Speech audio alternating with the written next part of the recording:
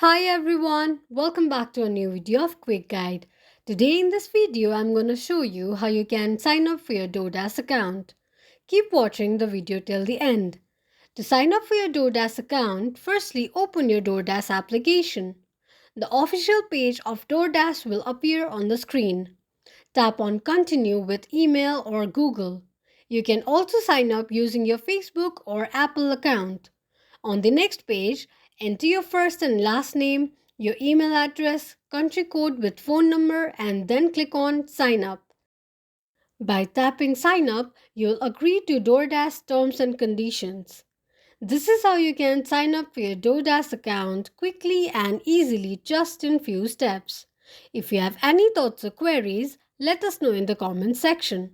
Don't forget to subscribe to our channel.